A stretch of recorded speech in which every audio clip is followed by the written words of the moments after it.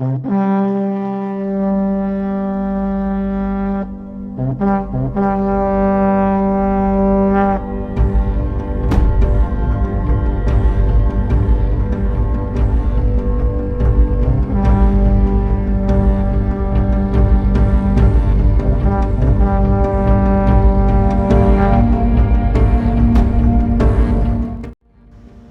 President Trump suckered Democrats and the deep state into a trap that will enable a radical downsizing of the federal bureaucracy?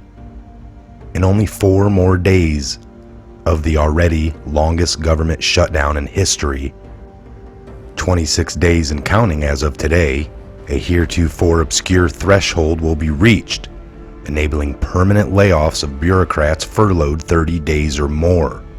Don't believe me that federal bureaucrats can be laid off?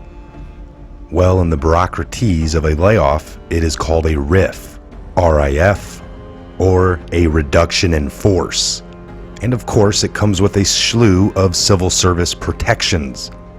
But if the guidelines are followed, bureaucrats can be laid off, as in no more job.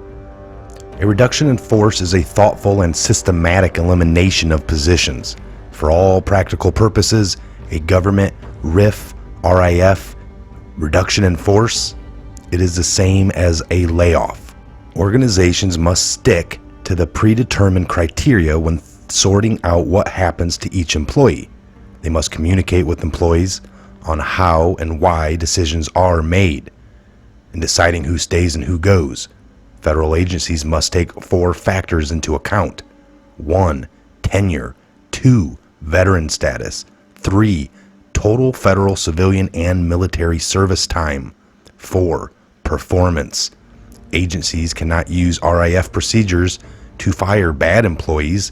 A lot of procedures must be followed, and merit, performance, is the last consideration.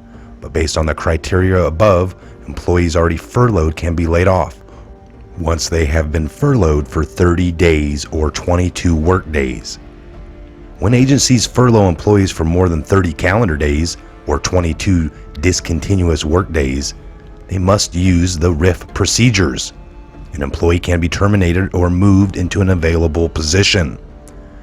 Now, this seems to be what was referenced in the remarkable essay written by an unidentified senior Trump official published in the Daily Caller, which vouches for the authenticity of the author and explains that it is protecting him from adverse career consequences should his name become known.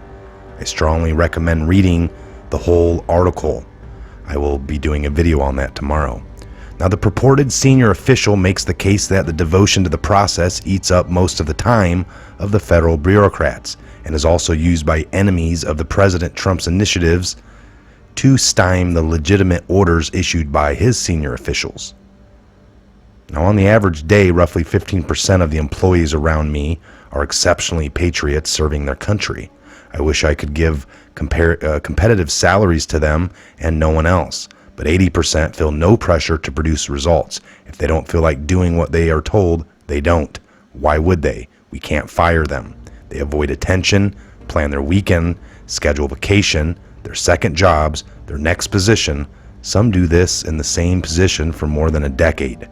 They do nothing that warrants punishment and nothing of an external value. This is their workday, errands for the sake of errands, administering, refining, following and collaborating on process. Process is your friend, is what as the delusional civil servants tell themselves. Even senior officials must gain approval from every rank across their department, other agencies, and work units for basic administrative chores. Then the senior official noted what I have just called up the trap. Most of my career colleagues actively work against the president's agenda. This means I typically spend about 15% of my time on the president's agenda and 85% of my time trying to stop sabotage, and we have no power to get rid of them until the shutdown. Those officials who waste time and stymie the president's initiatives now are not present because they are not categorized as essential. Due to the lack of funding, many federal agencies are now operating more effectively from the top down on a fraction of their workforce, with only select essential personnel serving national security tasks. Now, President Trump can end this abuse. Senior officials can reprioritize during an extended shutdown, focused on valuable results and weed out the saboteurs. We do not want most employees to return, folks, because we're working better without them. Keep in mind the saboteurs cannot be individually identified in RIF or reduction in force, but they can be included in the layoffs if they meet the criteria above in the terms of seniority and service, and they must be given 60 days notice. But once they are gone, they are no longer free to obstruct using the process as their friend, because they are gone. You can expect lawsuits on every convincible point, and I suspect that the definition of furlough will be one matter of dispute.